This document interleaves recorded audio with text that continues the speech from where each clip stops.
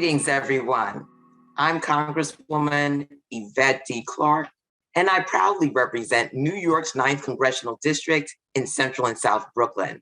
As the founding co-chair of the House Caribbean Caucus and House Haiti caucuses, and as a woman of Jamaican heritage, I'm very proud to convene this distinguished panel, a call to action addressing the needs of the Caribbean.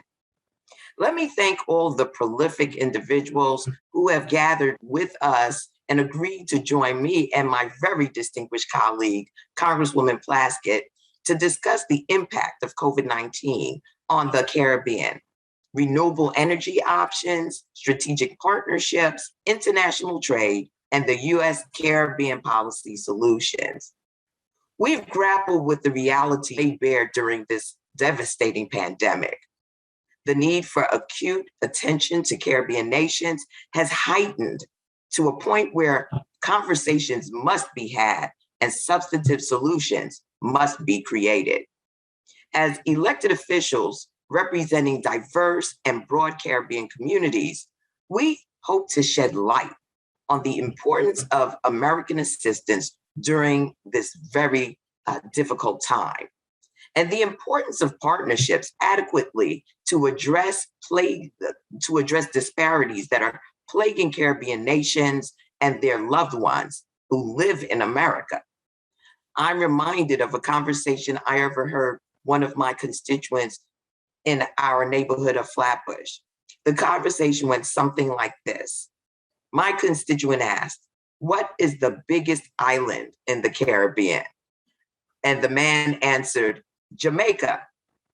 My constituent said no. He then said, "Cuba." And my constituent said no again. He then gave one final answer, "Trinidad and Tobago." And of course, my constituent said no. My constituent answered proudly, "The biggest island in the Caribbean is Brooklyn, New York." This is precisely why we have convened this crucial panel. Our diversity is our strength, and despite international borders, we are one community, and the Caribbean diaspora must be at the forefront of our thought processes. We must be dedicated to supporting the nations that represent the diverse communities of that our constituents call home, and often requires difficult conversations, intestinal fortitude in the face of unrelenting opposition, and speaking truth to power even when it requires the divergence of our previous allies. This panel will serve as an opportunity to firstly have the conversation surrounding critical issues plaguing the Caribbean diaspora and how bilateral relations can support solutions. Second, it will serve as a mechanism for solutions to manifest and be applied. I'm grateful to the Congressional Black Caucus Foundation for allowing us this opportunity, and I look forward to the robust conversations that will take place during this panel and in the days to follow. Next, it's my honor and my privilege to introduce my distinguished colleague and a fellow co-chair of the Caribbean Caucus, the Honorable Congresswoman Representative Stacey Plaskett. Good morning, good day to everyone. I'm so glad to be a part of this tremendous panel of experts and people who are passionate about the Caribbean. I also want to send a special thank you to the organizers of this event. I want to thank our president and CEO of the Congressional Black Caucus Foundation, Tanya Vesey, our moderator, Claire Nelson, founder and president of the Institute of Caribbean Studies, our participants, Ambassador Dr. Eddie Green, Dr. Maria Myers Hamilton, Dr. Jan Eves Remy, and Kelly Silvera. I'm so grateful to be co-hosting this call to action with my great friend, soror, sister, and colleague, Congresswoman Yvette Clarke, of Brooklyn, New York. I agree with you, Congresswoman Clarke, that Brooklyn is the largest Caribbean island, particularly since that's the island that I was born and raised on. And I can attest to the fact that so many Caribbean people are from there, as well as throughout the United States, that still care passionately about their ancestral home of the Caribbean. And so we are convened today to have that discussion as well. This event is being held by the Congressional Caribbean Caucus co-chairs, myself, Congresswoman Yvette Clarke. Also a co-chair of this is Maxine Waters, to facilitate discussion between stakeholders of the Caribbean Basin to discuss issues important to the region, including bilateral relationships, foreign policy, and legislative updates. It's an honor for me to be a member from a territory to serve on the House Ways and Means Committee. The oldest committee in Congress, it has jurisdiction over key economic policy issues like tax, trade, and healthcare issues. I now try to be a voice for Virgin Islanders as well as the Caribbean Basin on that committee.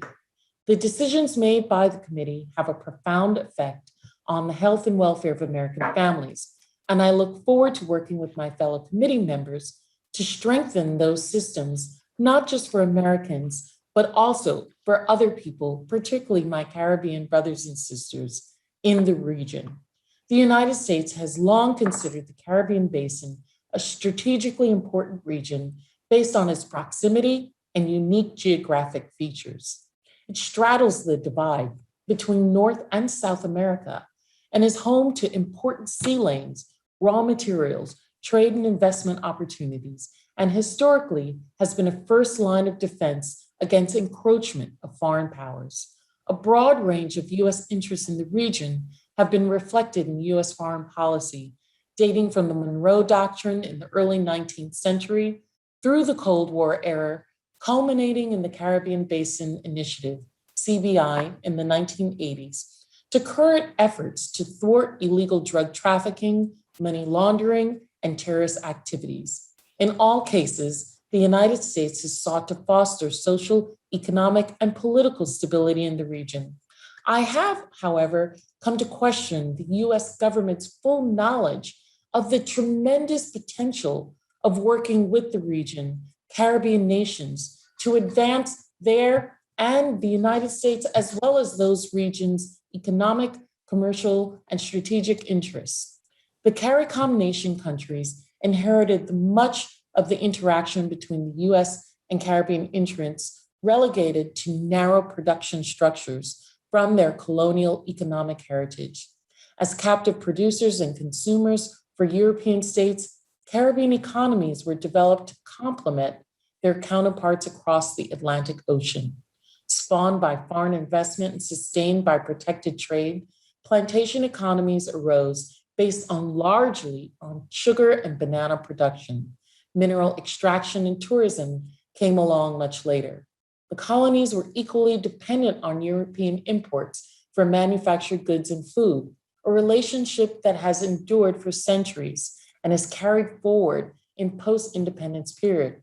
As a result, the Caribbean trade regime remains relatively undiversified, sheltered from competition, and poorly linked to domestic food and manufacturing production that can have promoted broader-based development. The Caribbean economies have been poorly positioned to make the leap to global competition. As trade preferences erode, the Caribbean's high production costs and tariff rates exposes it to lack of competitiveness. The encroaching global economy has begun to force change on CARICOM's trade and investment relationships, irrespective of the region's capacity or willingness. The most significant adjustment to trade regime has been the declining importance of trade preferences with the EU and the United States. Unilateral preferences with the EU are being replaced by reciprocal economic partnership agreements, while the relative benefit of unilateral trade preferences with the United States continues to erode as multilateral liberalization and US reciprocal trade agreements, beginning with the North American Free Trade Agreement in 1994, expand. At the same time, inter-regional CARICOM trade shows little promise for growth, and Latin America and Asia are emerging as increasingly important trade partners in the future. The implication of these trends for CARICOM are still unfolding, but at the least suggest that for many countries, particularly the smaller ones, manufacturing and agricultural exports may continue to decline relative to service trade, tourism, financial, educational. These alternatives to traditional production and trade patterns, however, are not developing fast enough to mitigate full income, employment, outward migration problems. Economic transition will be the greatest challenge and perhaps define the reason for being. In this context, changing economic relations with CARICOM's major partners, including the United States, should be explored after a short review of current trade and investment portfolios. I'm excited that we're having this discussion. It is much needed. It is my hope, and I know my partner in this, Congresswoman Yvette Clarke, that we make the boldest changes for the region to support the potential that the Caribbean nations hold, not only for themselves, but for the region, for Asia, Africa, Europe. We must make sure that the benefit that was afforded to Europe and the United States through the blood, sweat, and tears of our ancestors in the Caribbean are transferred to benefit those who reside within the region. I look forward to the discussion and thank you for your participation. Greetings and salutations. Thank you so much for allowing me the opportunity to be here this morning to talk about how we really share our future. How do we move forward? I'm Dr. Claire Nelson, President and founder of the Institute of Caribbean Studies. And as the State Department likes to say, we are the unofficial or self-appointed partner organization working to support U.S. foreign policy and its impact and bring the voice of the Caribbean diaspora to bear on this conversation. I'm so grateful for the opportunity that the Congressional Black Caucus Foundation has provided yet another year to have this conversation. It's been some time. I think we first began our journey on the Hill as ICS back in 1999. And in those days, we had an ad hoc Friends of Caribbean. So I'm delighted that Representative Yvette Clarke saw fit to corral her friends and colleagues, Congresswoman Maxine Waters, a long-standing friend of the Caribbean region, and Representative Stacey Plaskett to share the responsibility of having an official Congressional Caribbean Caucus. I think that when that was put in place was really a game changer. And we as diaspora organizers are grateful for that. I also want to say another thank you, if you will, to a departed congressperson who saw fit to put in place a bill fondly called by us in the diaspora as HR 4939, which really gave us the opportunity now to sort of institutionalize these informal relationships we have had through a law signed in 2016 that basically says the State Department must preside or present to Congress every 3 years a strategic agenda of how they intend to engage with the Caribbean region.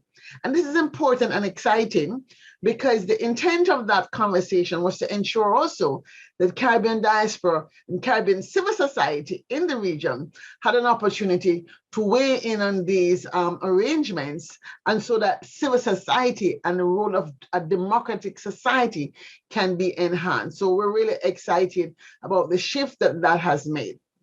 It means that our conversation today, which is going to talk about COVID vaccination distribution and disaster resilience, international trade, and agri-tech, are all part and parcel of the conversation that has come out of the strategy and the pillars that State Department has organized. They have organized their work along 7 pillars: diplomacy, security, education, health, disaster resilience, energy, and a big basket called prosperity. And of course, as Caribbean people, we want to ensure that prosperity is a huge lens. And of course, now because of COVID, we have to do this against the backdrop of the COVID pandemic, which we're still reeling from and still living through. So I'm just grateful that we now have an exciting opportunity to have a conversation and put some of the matters that we've been talking about for some time. Certainly this year during Caribbean American Heritage Month, we had intense conversations in our Smart Caribbean forum during Caribbean American Legislative Week, where we talked about each of these matters, and it's delightful that we can bring some of these ideas to bear on this conversation and what are some of the policy matters that we want to put before the Congress. So let me introduce our distinguished panel. We are going to begin with introducing Dr. Michael Flanagan. And why not? Because he lives in that island in New York called Brooklyn. And he certainly holds up the flag by being director or associate director of the Caribbean Research Center at Medgar Evers College of the City University of New York, and also serving as an adjunct assistant professor at that college. He really comes with a rich background in practice, and it's that practice in the private sector where he served as vice president, director of community relations for JP Morgan Chase and Citibank, that he brings that practice of business and understanding the relationship between the private sector to academia, given his doctorate in higher education leadership. So we look forward to a rich contribution from Dr. Flanagan. Our second panelist that I would like to introduce is, Dr. Edward Green. Is Dr. Edward Green around? Yes, Ambassador Dr. Edward Green.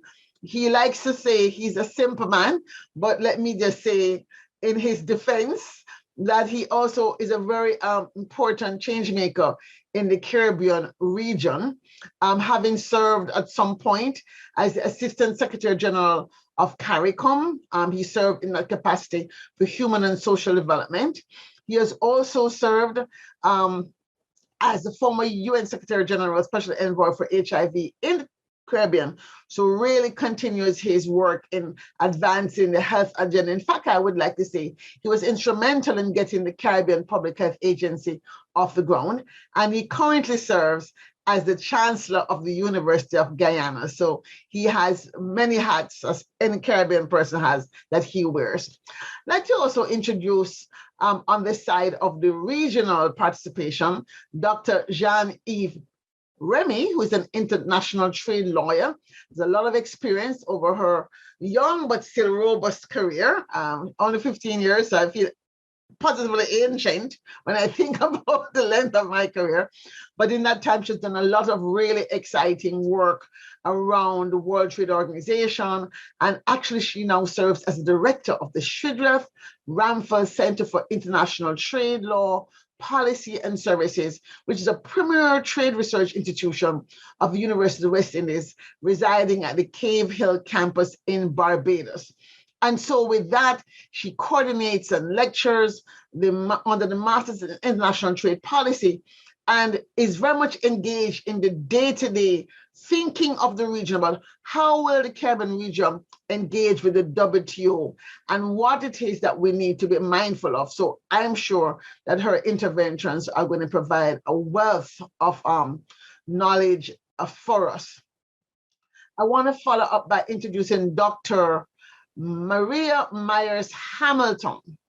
Dr. Maria Myers Hamilton is a pioneer in the fields of information technology and communications for many years. She is a senior executive in Jamaica, and more importantly for our purposes, she also serves as a senior executive in the Caribbean telecommunications community, right? She actually serves currently as the executive director of the Spectrum Authority of Jamaica, which holds a very important place clearly in ensuring that digital literacy and digital matters do not pass us by. We're supposed to be joined by Kelly Silvera, and she's here. I believe that she is an entrepreneur. She is a former journalist. She is a returnee as opposed to a deportee. I love it. Having willingly gone back to the Caribbean to lend her considerable talent in change making, having worked for years as a journalist, to bring that wealth of knowledge you get when you work in journalism to the space, and now is very active in the agri-tech community, which is near and dear to my heart, because we believe dearly that agriculture and agri-tech can be a key to the prosperity of the region. So with that, we have introduced our illustrious panel, and I just want to thank them all for being here and say, let the games begin. We've just come out of the Olympics not too long ago, in early August, and we're feeling quite delighted. The Caribbean did quite well for small nations, and we're delighted that we're here. So let's begin with Dr. Flanagan, because we're talking about health, and we want to start from our center, right? We're here as Caribbean diaspora. We're here as Caribbean diaspora to engage with the Congress, with members of Congress. Our people are around this country. We vote. And we always like to say we want to see ourselves like the Jews in America, where we're organizing and really being vocal and assertive about what U.S. foreign policy and should look like.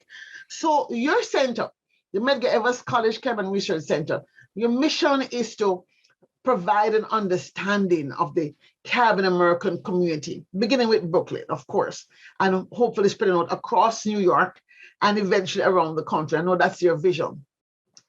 As we begin our conversation today, can you help us kind of focus in on this conversation in terms of the Caribbean American response, Brooklyn's response, which was, as we know, last year, the heat center or epicenter of a crisis in this country. And the Caribbean response, the Caribbean American response to the pandemic, and our response during the pandemic, and I hesitate to say post at this point, but as a futurist, and my whole passion is about what is the future we want to create, can you begin to help us think about what are some of the challenges that we need to be addressing or asking Congress to help us address so that we can resurge and reset the future in the post-pandemic era? Gotcha. Thank you, Dr. Nelson. First, I have to thank you for the warm introduction. And of course, thank Congresswomen Yvette Clarke and Stacey Plaskett for making me a part of this important conversation. And a quick shout out to all my fellow panelists. Quick background on the Caribbean Research Center, Dr. Nelson, before I get to the question directly. The center was started in 1970. So it's been a critical part of the community in central Brooklyn. And as the Congresswoman Clarke said, the Caribbean population in Brooklyn is currently about 560,000, including Puerto Ricans. So we like to say when we say Caribbean, we think of the Latin and American and Caribbean region as we know it. 23.8% of the population in Brooklyn. Very timely. We just completed, myself and a student, just completed a survey over the last 2 days where we literally walked a couple of blocks on Flatbush Avenue, which is a main corridor in central Brooklyn, and just observed over 100 business establishments. And it not too much interaction with the business owners, but the purpose of this, as part of a larger purpose, was to see how COVID has impacted the existence and persistence or lack thereof of these businesses. And so what we found that there were a number of businesses that were closed, a number of businesses that were still there and thriving, and a number of businesses that had been replaced. One of the challenges that we found was just general information and education in terms of support in the area of loans, for example. So in terms of the Paycheck Protection Program, in terms of just accessing loans through financial institutions, couple of conversations along the way, several business owners brought it up. part of this exercise of doing this walk through, walk by survey is the first step of doing a series of workshops that would target and address some of these efficiencies, whether it's bringing in the SBA, bringing in representatives from financial institutions that can actually interact with these business owners, right?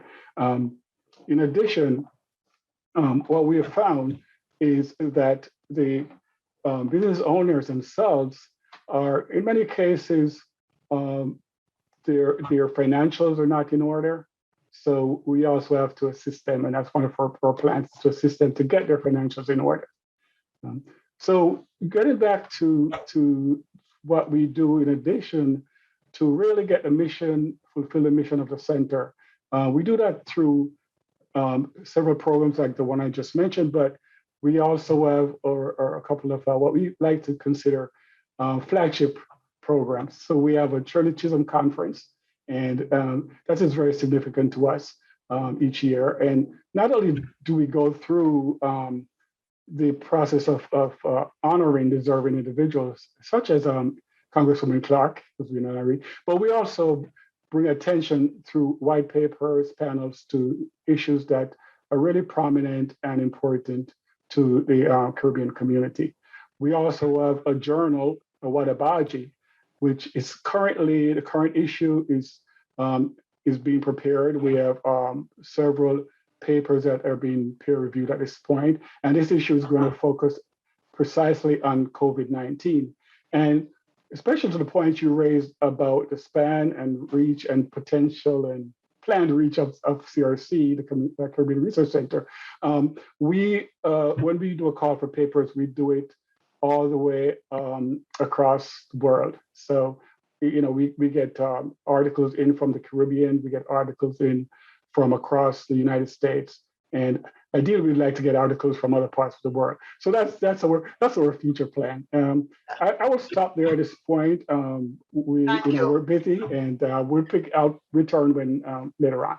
Yeah, thank you. As I hear about the economic challenges that the people in Brooklyn are facing, I recall that certainly what we've heard is that the remittances that support the region have not gone down. We would have thought they've indeed gone up. And so it brings us to the question again, beginning with the fact that the pandemic has stalled so much of our economic agenda, and it's now seemed to be going into a new phase. Dr. Green, Ambassador Dr. Green, if you could help us kind of situate from your perspective as somebody who I consider a health czar, this nexus between the COVID response, the fact that we are a transnational society, people go back and forth, trade goes back and forth, tourism has been impacted. What are some of the glaring issues you think that we ought to be bringing to the attention of the Congress in terms of support that the Caribbean might need, in terms of how the response to the COVID can be, let's say, improved so as to help us regain our footing on the economic front? Thank you very much, Claire. And I'm really honored to be in the presence of our esteemed Congresswomen and also my fellow panelists. And of course, you, Dr. Nelson, a pioneer in this field. Let's see if I can try and see what are some of the policy, I would say, prerequisites that would link us and help us to overcome the challenges that you pose. First of all, I think one of the policy initiatives must be greater preparation. And by that, I mean, if you look at what happened to us, no country was prepared for the COVID-19 pandemic, despite multiple devastating outbreaks in the past, like MERS and SARS, Ebola, and so on. And the multiple warnings by scientists that this day would come.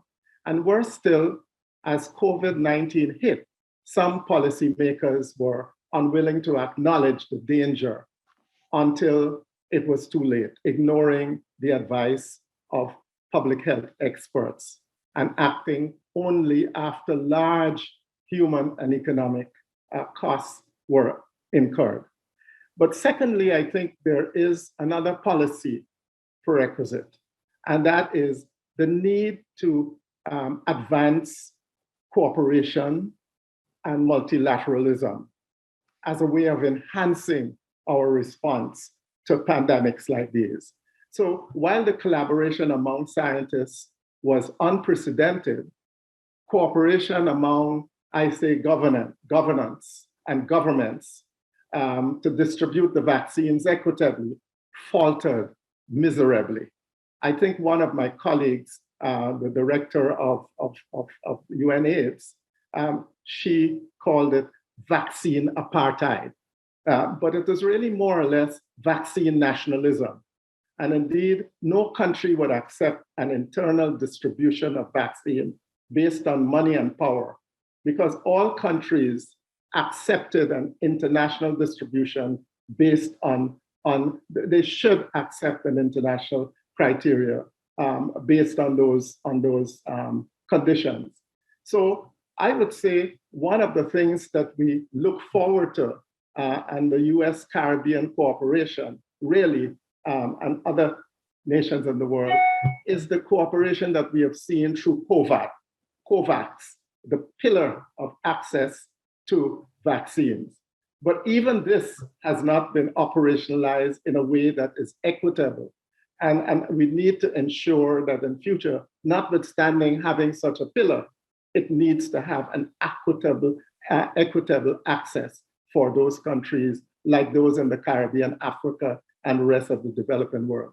But the third policy that comes out of what I view as the experience we have shared is the power of science. There have been really positive surprises, among which the response to the pandemic has shown that a concerted scientific effort can perform miracles.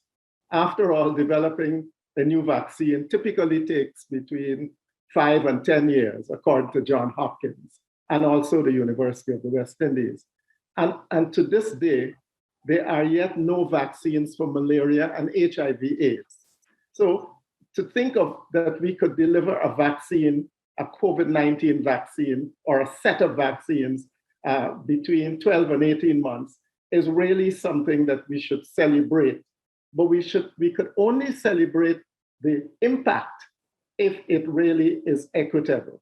I want to come back to those themes because they relate to the issues the issues you identify between COVID and the economic dilemmas of the Caribbean. But I think I could stop here and allow someone else to take a step forward. Yeah, thank you so much. I'm glad you touched on this issue of research and of vaccine equity.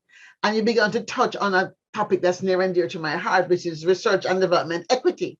Because if we talk about vaccine equity and we talk about healthcare equity, notwithstanding the fact that right here in America, we find much of the, let's say, people of color who are working class, who don't have adequate healthcare, it's almost like we need South-South cooperation.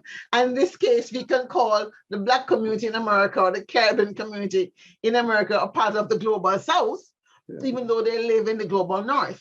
And I'm bringing this up because as I turn to Ms. Silvera, Kelly Silvera, with her interest in agritech, one of the things that came up in our conversations in June, our health working group, and one of the things we want to put on the table with State Department is support for strengthening research and development in the Caribbean region for healthcare. Right? We don't want to see, for example, vaccines for malaria or vaccines for Zika or whatever, where again, everything is coming from the global North and there is not an attention to develop the capacity of scientists in the global South to participate in the curatives, the prophylactics, and the vaccines of these systems. And what has come out from COVID is that many of the plants and agricultural products with, let's call them plants and herbs from the region, could become part of a solution, but there's no investment in, let's say, that part of the agribusiness sector. We're sort of relegated to just exporting raw yams and raw mangoes and raw whatever, and not enough funding being spent on, I would say, strengthening the science behind what it is that we have as our wealth in the region. Health is wealth and wealth is health. And part of our wealth, quite frankly, is the agriculture section. So, Mr. Yvette, I just want to ask you your thoughts in terms of agriculture, agribusiness, as a space for, or how can we use this COVID conversation?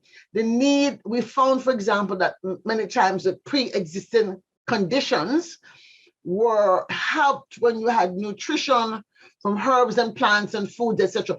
How can the agribusiness sector in the region be lifted up amidst this post-COVID world? What are you thinking? What are you doing to sort of bring this to the fore as somebody who is really active in accelerating the sector? Well, thank you, Dr. Nelson, and good morning to our Congresswomen hosts and my fellow panelists. So I would say 400 years after the original sin, let's focus on business by empowering Black farmers to lead in the $24 billion plant-based market. Let me explain. I highly recommend the CBC Foundation's 29 report into Black health and wealth. You referenced it, Dr. Nelson. It's a fantastic in-depth take on the link between income, health, and wealth for African Americans. It makes reference to the high ratio of our people living in food deserts. Now, food deserts are defined by the distance to a grocery store relative to the distance to a fast food restaurant. So in communities where fast food restaurants are predominant, the poor quality of the food options and lack of healthy food sources creates a food desert because residents are less likely to make healthy food decisions, right? I mean, even here in Jamaica, we see diets that were once filled with wholesome local fresh produce replaced with imported processed fats and additives due to the high availability and low price of this kind of food. It's contributed to a high obesity rate in our communities, 40% in America, and it's causing high cases of hypertension, heart disease, and diabetes. This is why COVID finds fertile ground in Black bodies and means Black women are 3 times more likely than white men to die from the virus. But one of the more positive outcomes of this pandemic is we're seeing more awareness around the need for healthy diets and regular exercise to counter this. We're also seeing many more Black people choosing a vegan lifestyle, and influencers like Tabitha Brown, the Williams sisters, Lewis Hamilton, Kyrie Irving, well, they're all dispelling the myths around this diet. We have an opportunity through the application of artificial intelligence and machine learning to achieve reparative justice for our farmers. Here's how. Government subsidies to increase adoption of AI solutions that increase productivity, licensing deals for companies like mine, and access to high quality seeds and seedlings.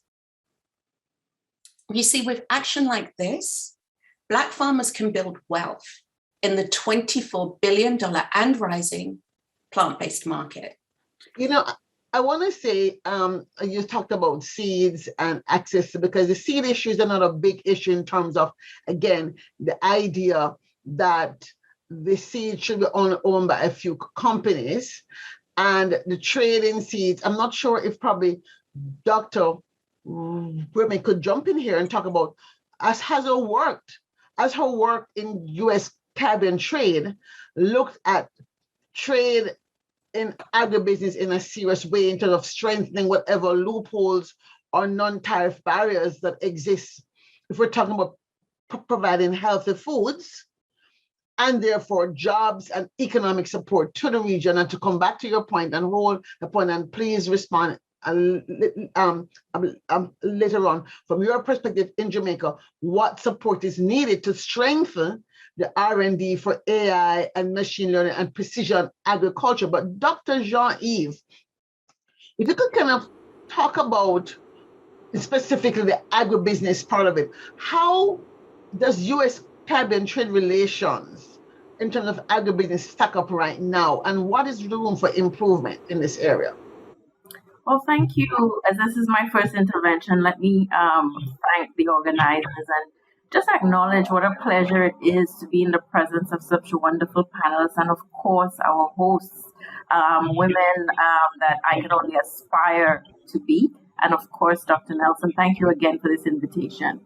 Let me just, on that specific question, there's so much happening. I mean, this discussion is so ripe that it's hard to know which is the jump-off point. Agribusiness in the region as an area for earmarked for potential growth is huge. And this can work in a lot of different ways.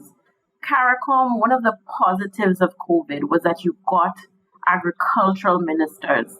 And there was always a food security plan in the Caribbean, even pre-existing before COVID struck. But there was no incentive. There was no added pressure to do something about this kind of collective action towards indigenizing our food production. We spend over $5 billion on our food security bill.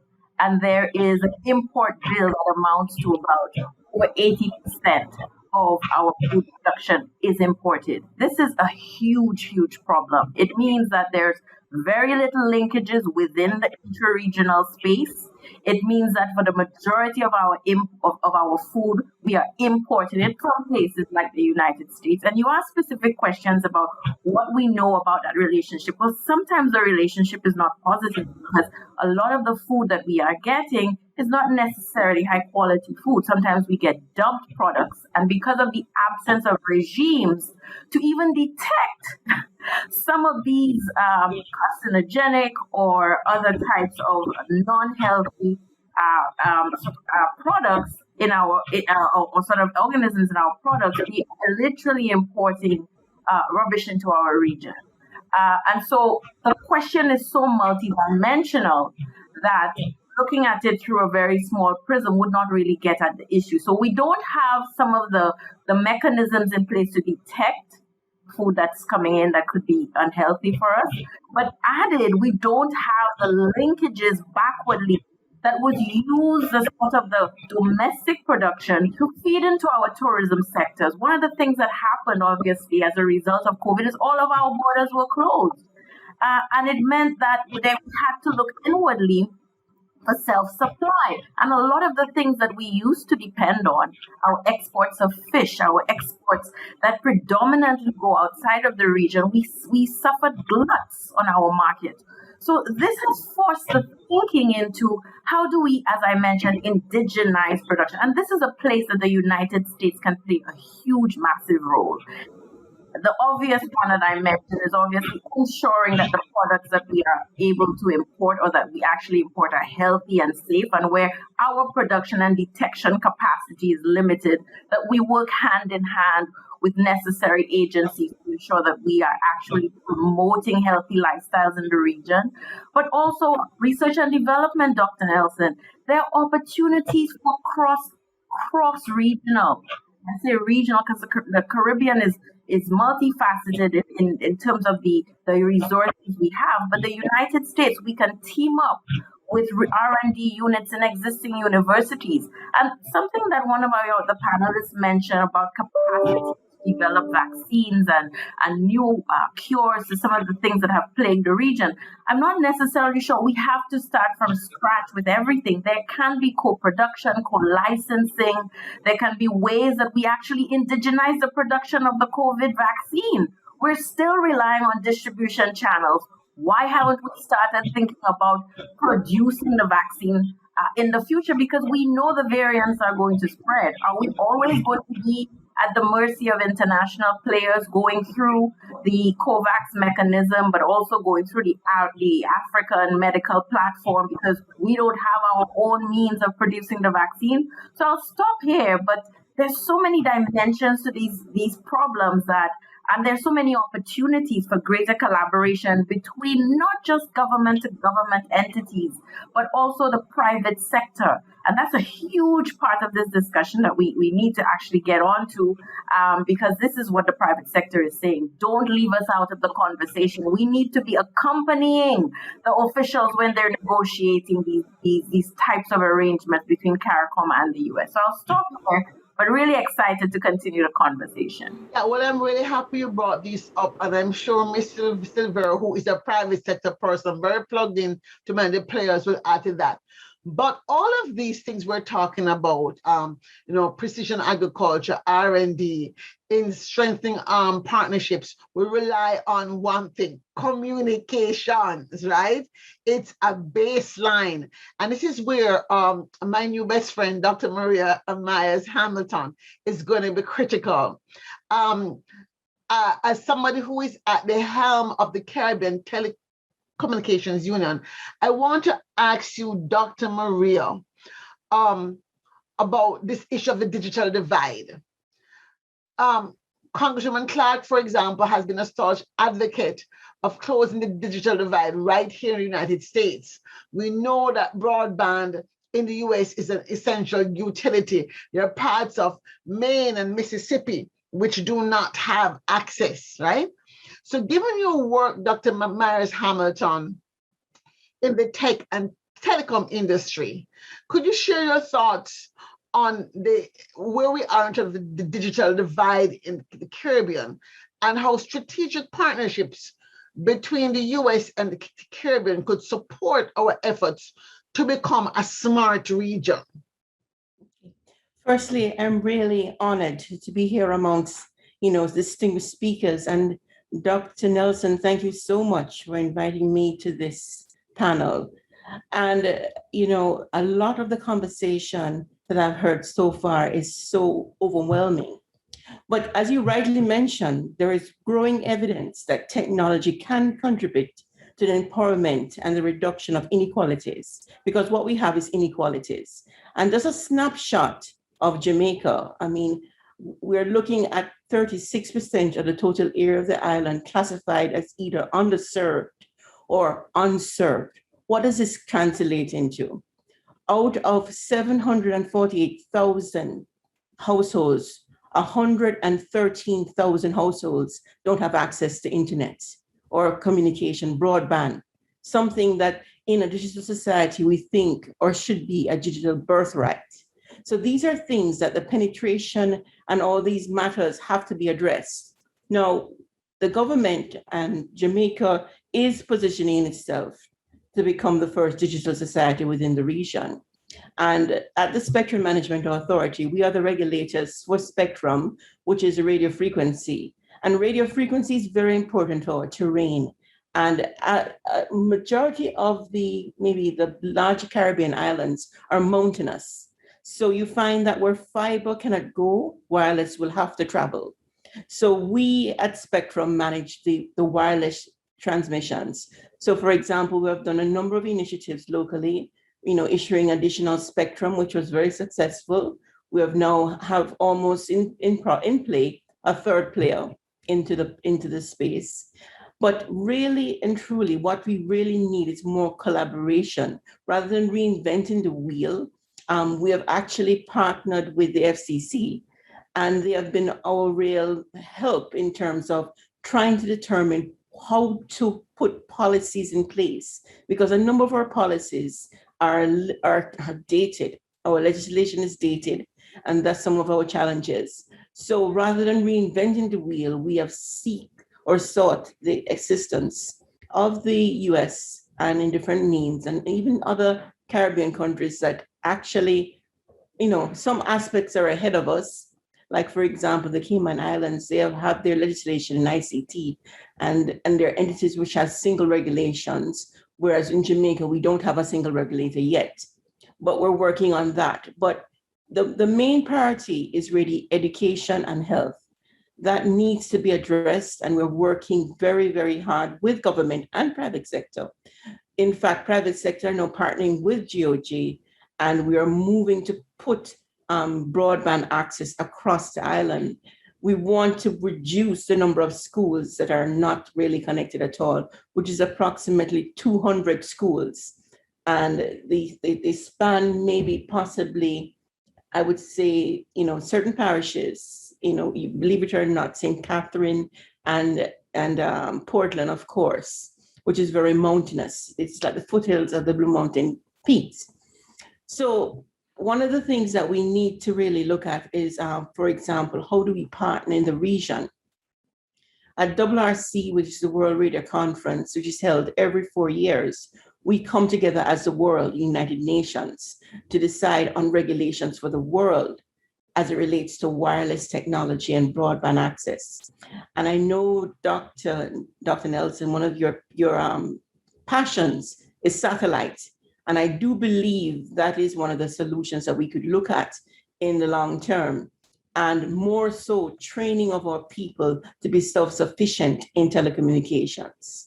So I'm going to leave it at that and have some fun questions. The training, technical partnerships. I was wondering, beside the FCC, are there any US policy or technical assistance, things that are top of mind? Because again, the prosperity agenda that the State Department will put forward to Congress, we really want to ensure that from a diaspora perspective, we're capturing some of the things that people like yourself and other private sector people in the region have in mind in terms of support, so that when AID and all the other agencies that the US government has sway over, the IDB, the World Bank, the OAS, we can find different ways of inserting a response. Because too often this conversation ends up here at the top, and I'm really concerned about the implementation part. This is not a conversation that we're having now that Representative Clarke and Plaskett want to have just for the sake of stroking their ego. So I want as we go through this round of questioning to really think about any specific ideas that should be mentioned, because as you heard her say, she's on ways and means, which means that she has the way and the means or access to the ways and the means to help us get the funding to support these kinds of programs. So with communications being so important for agriculture, for tourism, for health, telehealth. So let's jump back into health. We're now in a very slippery slope, right? Absolutely. Is telehealth a part of the vision for the region? Does the Caribbean telecommunications community see themselves, or have you been having a conversation with the Ministry of Health about telehealth as a result of COVID, to ensure that if something else were to happen, we're better positioned? And Ambassador Green, perhaps you could weigh in here as well. Has this conversation been put more firmly on the table so that coming out of this period and preparing for the next period, we are better able to bring telehealth as a solution? So let me just follow up first, Clara, and just say this to you. Education is critical, and the setting up of labs. And we need a lab in the Caribbean. We need a hub. I mean, there are many private sector. We have the SpaceX program. We have Viasat is in the region. We have a number of satellite companies. But what we need to do is to place labs at our fingertips that we can train our persons. And then connectivity. Once you build it, they will come. And that's the philosophy I share. Once we have the infrastructure in place, then the next step is just automatic. The telemedicine is a must, especially to rural communities. As you know, like wait a bit. I don't know, there are many these lovely communities that, they're only a pocket of persons. So the big companies will not go there. So we, the government, have to go there because nobody can be left behind. Right. Ambassador Green, what's your take on that? And as you answer that question, I want us to think through this idea of, okay, if we really want to come out of here with something, is this something that would fall under Representative Clarke's remit in commerce, right? In this committees in which she sits, which she deals with security and these issues, is there a way that digital divide, there can be some sort of a statement, policy conversation within the remit of either the security or the commerce subcommittees in which she sits? But Ambassador Green, let me hear your take on the telehealth. Well, I think that telehealth is the way to the future, because what it does is actively connects partners across borders. But I want also to say that we should not assume that the Caribbean does not have an initiative that could move forward and connect up with partners in the United States and elsewhere. Because I want to make 2 points in that respect. First, we have a very active Caribbean public health agency, very active. It has played a significant role. And what it has done really is to help the governments to coordinate some policies, obviously sometimes not too well. And as we see in the present circumstances where there are so many oppositions on the part of citizens to government's response, we need to do something, we need to do that much better. But I wanted to say that in the context of the Caribbean, telemedicine is on the front burner of CARPHA. It has already started to link with African countries, for example, through CARICOM. And that is one of the ways in which CARICOM has been able to escalate the response to vaccines through a platform with Africa, as well as with World Health Organization.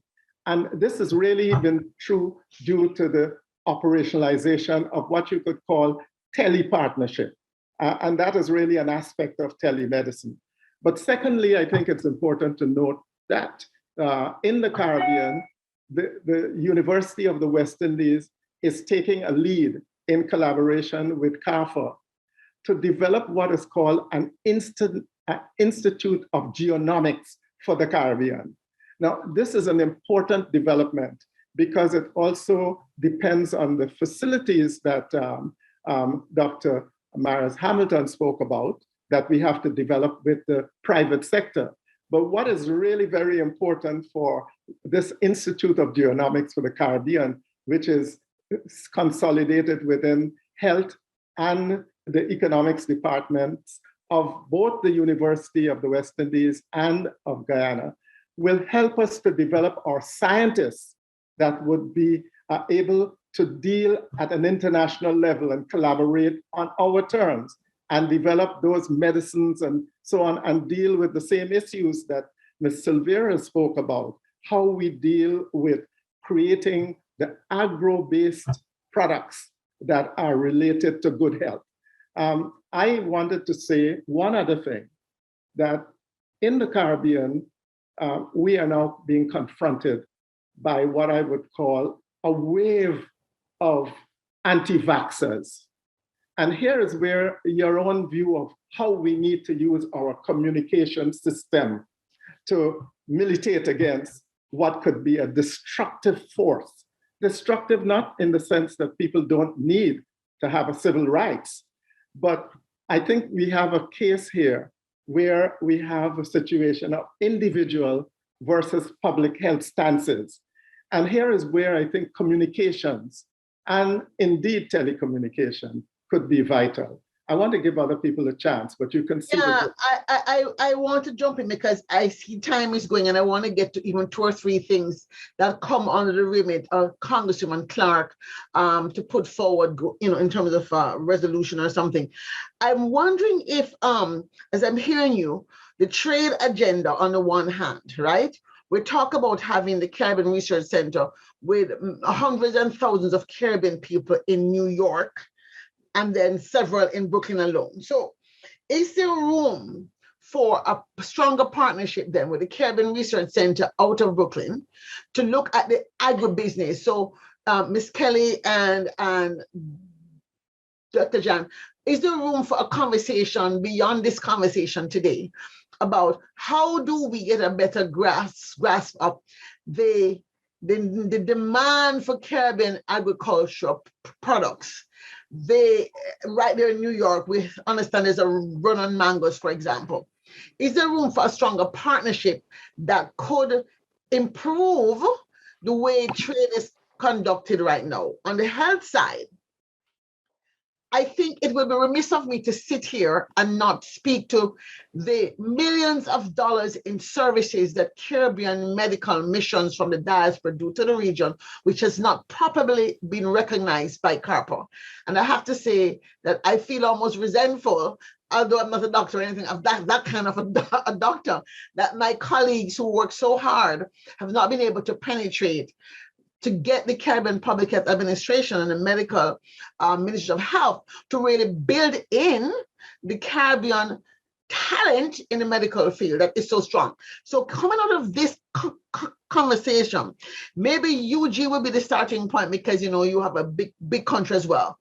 Is there room, given again, Brooklyn and New York is an epicenter of Caribbean medical talent, on the care side, on the research side, can we begin to talk about, and in fact, we travel back and forth anyway, can we begin to talk about how the diaspora can be a part of the conversation officially in the Caribbean Public Health Administration, and how the Caribbean Research Center can perhaps establish a health arrangement, partnering with other universities such as Morgan State, where I am, right, that already has established a global community health program to talk about how do we transfer knowledge and services using the communications very platforms that we've been talking about. So those are two things I want to put on the table. Let me jump back now to Ms. Silvera.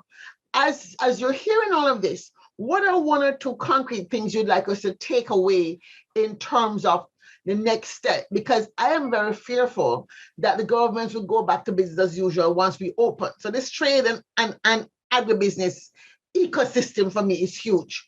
What is it that we in the diaspora ought to be advocating for on your behalf? And how can we continue this conversation post this event to ensure that the agribusiness community, Caribbean Week of Agriculture is coming up in October. How can we ensure that the agribusiness community is more involved? Because as of the last conversation I had with AID does not have agribusiness as a sector of interest. So this is something that we have to get changed. That's where the job creation is. Whether it's jobs at the base in terms of exporting of raw products or high-level jobs, how can we again find partnerships between the Virgin Islands on the one hand, which is also America's Caribbean, right? Their spaces, the Caribbean region, to create these partnerships that allow us to move forward from here. Ms. Silvera, your take on this. Thanks, Dr. Nelson. So what I'd say is, with Miami positioned as the US tech hub for Latin America and the Caribbean, it's a great opportunity for us to be competitive with Indian and Israeli startups who are currently leading in the sector. Now, global spending on agritech, including AI and machine learning, hit a record last year, and it's expected to keep tracking up and hit $31 billion in the next few years. Here in the Caribbean, as Dr. Maria spoke to, many of us have yet to make the digital switchover. And Dr. Maria is doing great work in this area. However, many of our big corporations are still thinking in terms of brick and mortar, rather than looking at the IP that drives Google algorithms and gives a company value. Now, at the government level, as Dr. Eve spoke to, there is a desire for research and development. The Ministry of Agriculture here is thinking along these lines. But Congresswoman Plaskett has highlighted the need for US leadership in agricultural innovation, particularly in the field of R&D.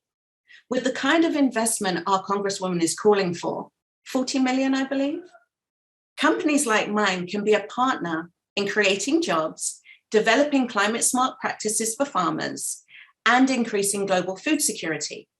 Now, this flows directly into the work that Congresswoman Clarke is doing as the leader of the Smart Cities Caucus. My company targets the use of nitrogen fertilizers in crop cultivation. But what are the urbanized equivalents? We don't know. With a vibrant R&D sector, we could be examining how AI can be leveraged to reduce the carbon footprint of our communities. With access to the kind of dedicated funding proposed by Congresswoman Plaskett, we have an opportunity to use tech to solve problems that have plagued our communities for generations. I'd love to discuss this further with both Congresswomen at a later date as co-chairs of the Caribbean Caucus. But if we can achieve this, it would mean everything for Black female founders, for Black founders, for Black companies. It would give us the tools to lead with solutions and elevate our communities. Well, I can tell you that the Black farmers here right now in the US are getting a significant pushback on the agreements that have been made to compensate them for their losses. And of course, we would like to see here HBCUs and agriculture departments here getting much more support for improving even the HBCU response and preparing Black farmers here in the United States as well to benefit from these very same technologies. So perhaps, again, another conversation that could come out of this is a return to the USDA having specific funding for HBCUs to be able to do international work. They have been hampered. And as somebody who is attached to two HBCUs, which is Morgan State and vicariously to the Caribbean Research Center, right? I think we're very important, both in terms of vertical farming and urban farming and the big rural farming, that we see that there is a push to link the knowledge that is possible. There are so many Caribbean and African agronomists and research scientists are in these very HBCUs that want to find a way to lend their knowledge to where they've come from. And I think if we can also put this in the context of security, our white paper is called Securing Our Common Future. And we have an agribusiness section that probably could do with some additional work, also some additional work on the trade agenda. So as we wrap up, we have about 4 or 5 minutes. I'd like each of you to kind of answer the question from this perspective. If you could think about the Sustainable Development Goals, and I want to use that because all of us know what those are, right? We should anyway. And my passion has been using the SDGs as a lens of helping us think along the same lines so we can create the smart future we want, the smart Caribbean that we want. What is the one thing we must do now to advance in the area that you are interested in? So in the case of agribusiness, Ms. Rivera, what is the one thing that we must do now to ensure that we are closer to where we need to be in 2030 in terms of a robust Caribbean agribusiness ecosystem? And might I add, there's no regional plan for Caribbean agribusiness. So that's my pet peeve. So that's there. So each of you, if you could take that question and answer, 2030, what's the future you want to see?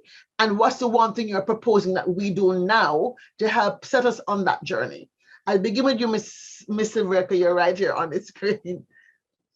Okay, thank you. It's been said, I'm going to echo it, a lab.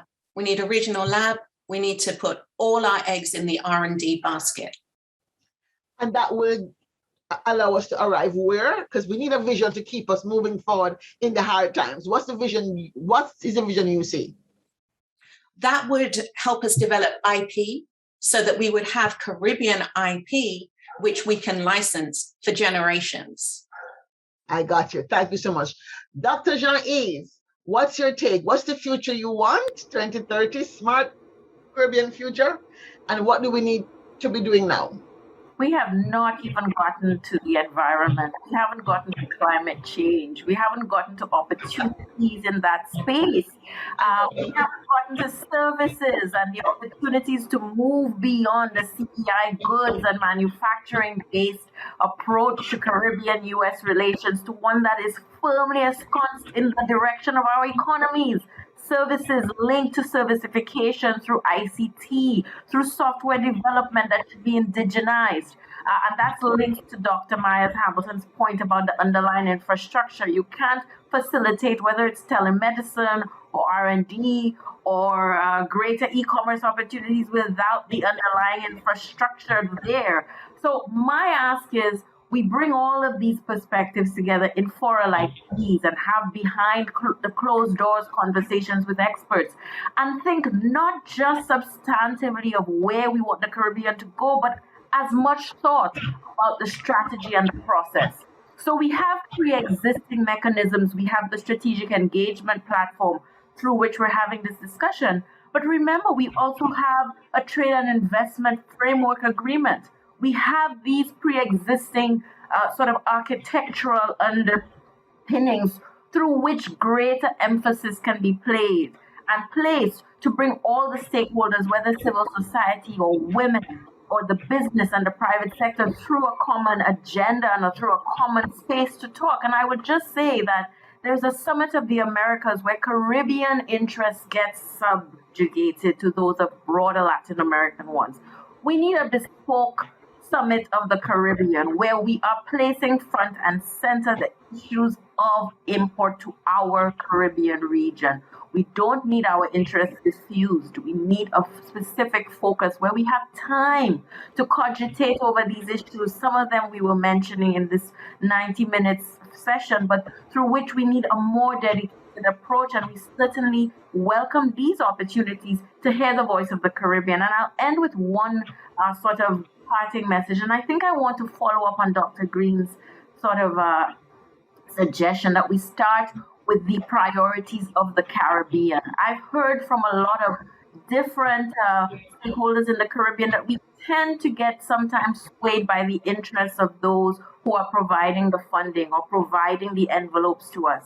The Caribbean through CARICOM has designated the areas of priority that are important to our development interests. And so we have to work with the pre-existing development priorities of the region and use the United States, use the European Union and Canadian goodwill in our region to progress our priorities. And I think through these kinds of collaborations, we'll get where we need to go, but we do need to have the discussions, and we need to have the discussions start now and be ensconced in the development priorities of the region. So I'll stop here and let Dr. Hamilton, Dr. Myers, very quickly to you. What is your vision and what's your ask?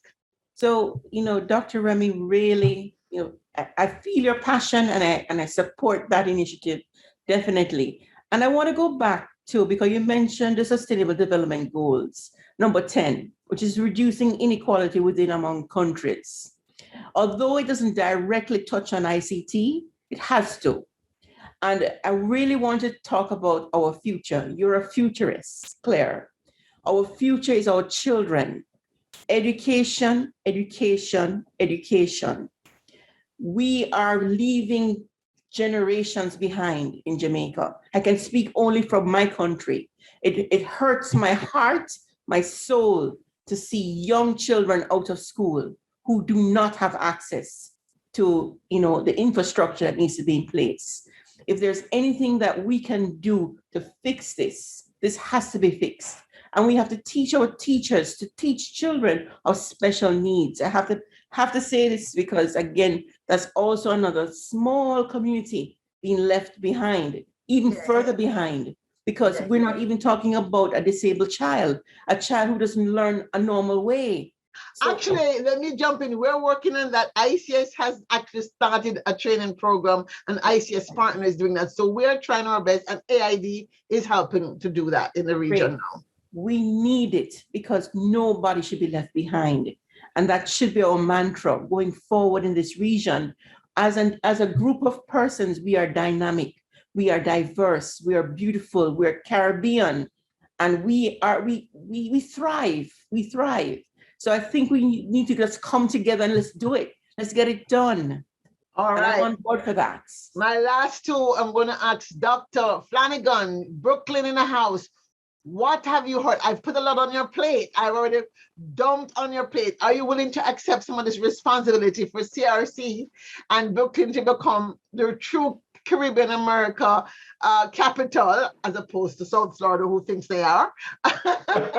Big rivalry. Quick answer, if not us, then who, right? What's your take? So the quick my quick response, especially in consideration of time, and it's been touched on by some of the other panelists.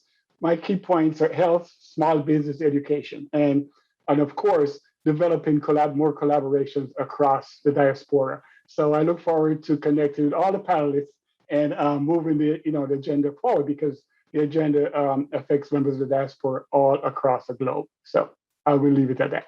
Last but not least, our elder statesman, Ambassador Dr. Green, Chancellor of the University of Guyana, blah, blah, blah. What's your take? I have to leave you for the last.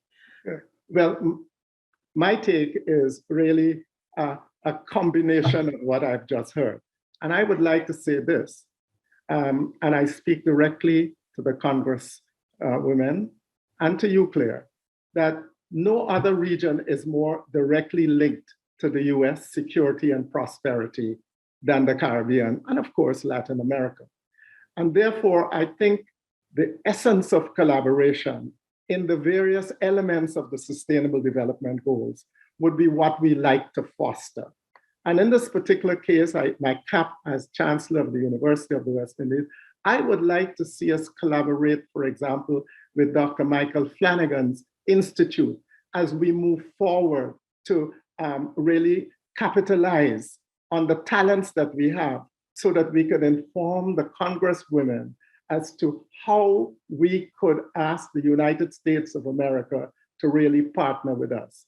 And I want to just end by saying this COVID is a living example of how we need to approach the initiative taken by the US to vaccines and other supports will reflect for years to come on the degree to which the US southern border links with opportunities to the Caribbean or separates us and allow others to infiltrate.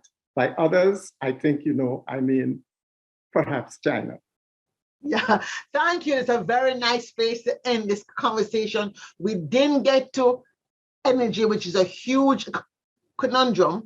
And I would like to propose that as you talk about a summit, that we perhaps ask the Congresswoman to think perhaps in the fall when Congress resets, later not in this week, obviously, LC is very tense, but later on in this year, after COP perhaps, right? After COP, we have a conversation on perhaps a hearing, if possible, on US Caribbean, and at that point, have this public hearing of what it is that State Department plans to do, and allow us to have a conversation as to how we actually execute some of these ideas, the summit, the partnerships, and of course, through ways and means, how we're going to fund some of this in a way that redounds to America's security. Because at the end of the day, we as Americans as well recognize that it's not just that we're here in a benevolent way to help the region, but we must do so in a way that also helps us here on this side have a secure future as Americans, as Caribbean Americans. So I want to thank Representative Stacey Plaskett and thank Representative Yvette Clarke and the staff for putting us together. And I turn the floor back to Representative Yvette Clarke and Representative Stacey Plaskett. Thank you so much. I will take this opportunity to say well done to this panel. I'd be remiss if I didn't thank my dear colleague in SOAR for her insight, commitment, and dedication to the Caribbean American diaspora and the Caribbean region, for her partnership, collaboration, and very poignant remarks with regard to the state of U.S. Caribbean relations. I'd also be remiss if I don't express our gratitude to our very distinguished moderator here today, Dr. Claire Nelson. You should know that Dr. Nelson is Chief Ideation Leader of the Futures Forum, a research and education practice specializing in bringing the power of strategic forethought and the discipline of sustainability engineering to challenges facing organizations and communities. She's a member of the Association of Professional Futurists. She serves on the board of the World Futures Studies Federation and as editor-at-large of their Human Futures magazine and on the editorial advisory board of the Journal of future studies. She's an award-winning playwright, and her book, Smart Futures for a Flourishing World, takes us into the future with stories that illuminate human paths of hope. Before establishing the Futures Forum, Dr. Nelson conjured change at the Inter-American Development Bank, over a 30-year career pioneering the bank's development with equity agenda and strategic foresight as a tool for engineering development effectiveness. Dr. Nelson is also recognized as the architect of the Campaign for National Caribbean American Heritage Month. She holds a Doctor of Engineering Management from George Washington University and was honored as a White House Champion of Change and was named among the top 50 female futurists on Forbes.com. Dr. Nelson, we have to thank you for your dedication to the Caribbean diaspora and to the Caribbean region. And here in the United States, your diligence and dedication to the Caribbean diaspora is truly worthy of commendation and celebration. Let me also thank everyone on our panel for sharing their and cultivating their expertise with us today. Dr. Nelson, Ambassador Dr. Edward Green, Dr. Maria Myers Hamilton, Dr. Jan Eves Remy, and Ms. Kelly Silvera, and my dear friend, once again, a distinguished colleague, Congresswoman Plaskett. This has been an informative and necessary panel. Time is only permitted for a summary of our challenges in our increasingly complex and challenging global landscape. We haven't had time to address the impact of global climate change and the role of the Caribbean region in partnering with the US in combating this existential present-day threat to our collective humanity. Our staffs have been taking notes, and we will be in touch with each of you to follow up on solutions to the present day challenges. I'd also like to thank my dear friend and honor having Dr. Flanagan of the Medgar Evers Caribbean Research Center with us today, because again, these connections that we make will yield dividends as we move forward. Finally, I want to make sure that everyone watching takes a moment to follow me on my social media to keep up with all things Caribbean at Rep Yvette Clarke, or you can also sign up for my newsletter at www.clarke.house.gov and stay up to date on all of our efforts. In closing, let me leave you with the words of one of my favorite Caribbean American women, the Honorable Shirley Anita St. Hill Chisholm. You don't make progress by standing on the sidelines, whimpering and complaining. You make progress by implementing ideas. I'm here to tell you that complaining is over. We are here to make progress. So to everyone, stay safe, stay healthy, and stay strong, and take good care of yourselves. And with that, as we say in Washington, I yield to the gentlelady from the U.S. Virgin Islands. Thank you so much, Congresswoman Clarke. There isn't much more that needs to be said. Congresswoman Clarke has completely summarized my sentiments exactly. There is so much work to be done, but I know that with the tremendous minds that we have here on this panel, being led by Dr. Claire Nelson, as well as the illustrious panelists, that we can get much done.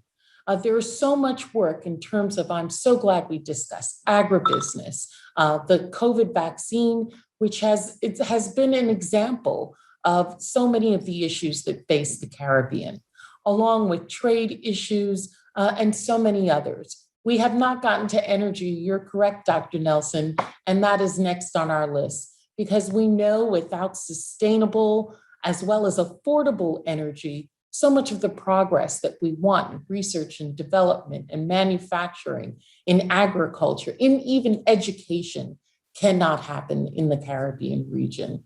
We've got to partner with the United States, and we've got to do it in a way that's beneficial for both sides of the negotiation. You just know that you have a partner in myself and Congresswoman Clarke, as well as so many all of the members of the Congressional Black Caucus, as well as our other members in our respective committees that continually reach out and ask us what is in the best interest of the Caribbean. So with that, let's continue the discussion beyond our annual legislative conference and make sure that the issues of the Caribbean, the near neighbor of the United States, are always front and center, and that equity reigns for the people of the Caribbean. Thank you so much for this time, and ask that you continue to support us in the efforts to support our brothers and sisters in the Caribbean.